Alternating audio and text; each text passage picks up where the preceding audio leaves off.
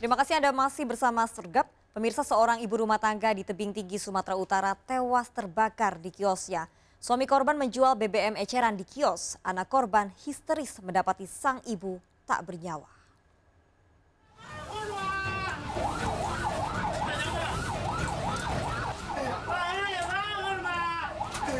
Pemuda ini histeris mengetahui misnah ibunya ditemukan tewas akibat kebakaran kiosnya di Jalan Ikhlas, Kelurahan Tanjung, Marula, Kota Tebing Tinggi, Sumatera Utara.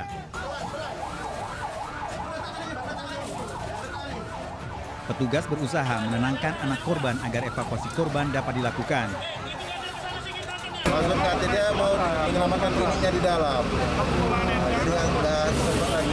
Berarti kemungkinan ini lagi ngisi minyak di mana tuh? Kalau itu saya belum tahu. Yang jelasnya ada bensin ya? Iya. Ada korban jiwa, Pak? Sementara ada korban jiwa luka bakar, kemudian ada satu meninggal dunia. Kami masih dalami kejadian ini ya. Api bisa dipadamkan setelah 2 mobil pemadam kebakaran dikerahkan ke lokasi. Penyebab kebakaran masih diselidiki polisi. Dari Tebing Tinggi, Sumatera Utara, Abdullah Sani Hasibuan, iNews melaporkan. Pemirsa, penganiayaan ibu dan anaknya di Temanggung, Jawa Tengah ternyata dilatari penolakan ajakan menikah. Anak korban yang masih balita tewas akibat luka di kepala. Pelaku berencanakan pembunuhan karena korban belum menceraikan suaminya.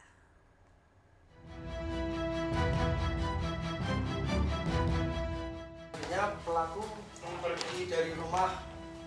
Gareng tersangka pembunuhan balita dan penganiayaan Erna kekasihnya melakukan rekonstruksi di Polres Temanggung dimulai dari kedatangan ke rumah korban. Dalam rekonstruksi yang memperagakan 27 adegan terungkap, Gareng merencanakan pembunuhan karena membawa alat yang digunakan untuk menganiaya.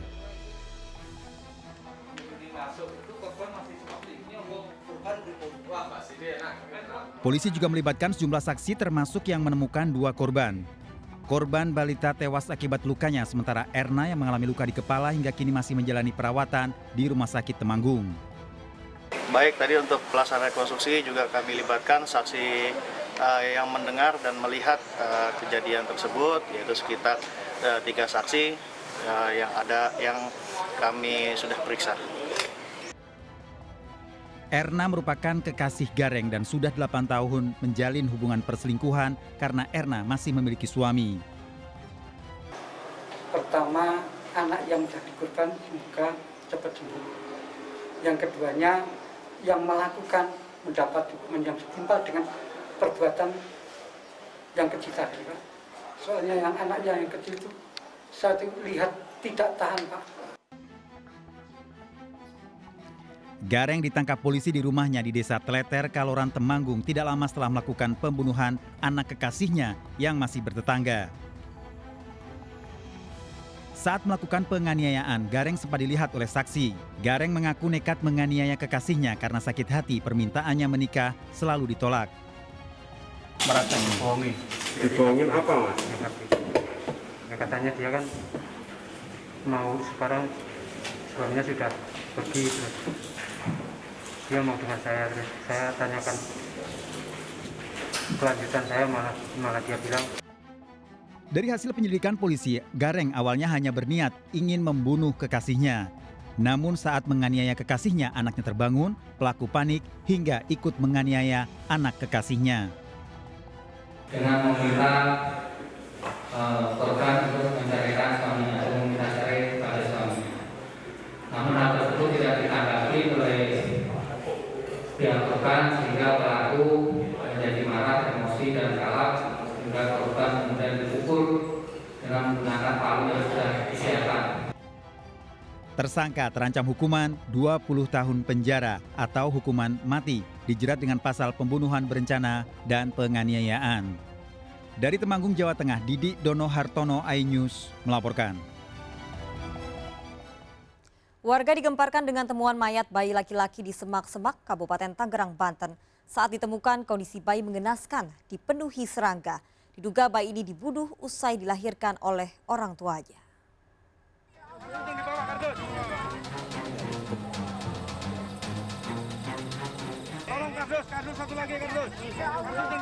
Warga bersama petugas berupaya mengevakuasi bayi yang ditemukan tewas di semak-semak di Kecamatan Sindang Jaya, Tangerang, Banten. Saat ditemukan, kondisi tubuh bayi laki-laki yang berbalut selimut putih sudah dipenuhi serangga. Buat motong cari rumput buat kambing. Terus? Pas dia ke situ ada bayi meninggal, dia lapor sama RT. Terus RT lapor sama saya, RW. Usai olah TKP, polisi menduga bayi yang baru dilahirkan ini dibunuh, kemudian jasadnya dibuang oleh orang tuanya di semak-semak. Polisi masih memeriksa sejumlah saksi untuk mengungkap penyebab kematian bayi. Kondisinya memang sudah dalam keadaan meninggal dunia. Untuk keterangan lebih lanjut masih kita penyelidikan, masih dalam penyelidikan. Jasad bayi kemudian dibawa ke RSUD Kabupaten Tangerang untuk diotopsi. Dari Kabupaten Tangerang, Banten, Aimarani, iNews melaporkan. Pemirsa, hanya karena tak diberi uang, seorang anak di Aceh Utara tega menghabisi nyawa ibu kandungnya. Pelaku bahkan telah merencanakan pembunuhan dengan membawa senjata tajam saat meminta uang pada ibunya. Padahal korban yang lanjut usia selama ini hidup dari bantuan sosial pemerintah setempat.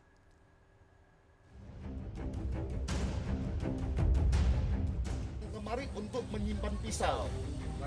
Pisau itu sebelum kau simpan, kan bahasanya begitu. Nasrul, tersangka pembunuh ibu kandungnya di Mesanah, Panton, Aceh Utara, memulai adegan rekonstruksi dari kedatangan menyimpan pisau di sekitar rumah ibunya. Rekonstruksi menjadi perhatian warga sekitar. Dalam 26 adegan yang diperagakan terungkap, Nasrul lebih dulu datang ke rumah ibunya dan kembali pergi.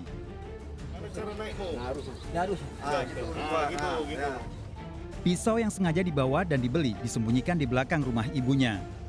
Korban yang tewas dengan luka di bagian leher ditemukan warga sekitar.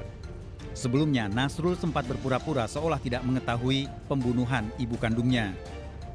Untuk rekon ini, kalau adegan itu rencana kita itu dari awal itu ada 28 adegan. Tapi kita sudah sepakat dengan jaksa, itu ada yang digabungkan ya, menjadi 26 adegan dari awal sampai akhirnya. Jadi kita berkurang ya, 2 adegan tadi kita kurangi itu karena kita gabungkan. Nasrul melakukan pembunuhan karena melihat ibunya memiliki uang yang didapat dari bantuan sosial. Nasrul selama ini bekerja serabutan dan sering meminta uang pada ibunya. Nasrul tinggal di rumah mertuanya dan mendatangi rumah ibunya untuk meminta uang. Hanya apa ya, kalau jualan dah dulu. Terus? Anak jadi tutup kembali, nggak dikunci. Nggak dikunci. Berarti ini udah betul, udah ini ya, jangan kami putar-putar. Kejadian berawal saat Nasrul mendatangi rumah ibunya untuk meminta uang sebesar Rp300.000. Karena tidak memiliki uang, ibunya yang sudah lanjut usia tidak bisa memenuhi permintaan anaknya. Nasrul kemudian menganiaya ibunya dengan senjata tajam. Nasrul keluar dan berpura-pura kembali datang ke rumah orang tuanya untuk menghilangkan jejak pembunuhan. Tersangka akan segera menjalani persidangan dan terancam hukuman 15 tahun penjara. Barang bukti yang diamankan senjata tajam yang digunakan untuk membunuh. Dari Aceh Utara, Aceh, Armia Jamil, iNews melaporkan. Pencurian handphone yang dilakukan seorang bocah terekam CCTV. Pelaku ditangkap warga saat kembali beraksi di lokasi yang sama. Ironis, bocah ini mengaku mencuri handphone agar bisa bermain game online di warnet.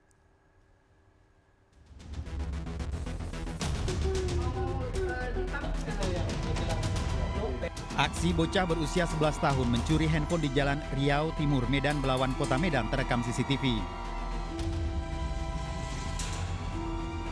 Bocah ini akhirnya berhasil ditangkap warga saat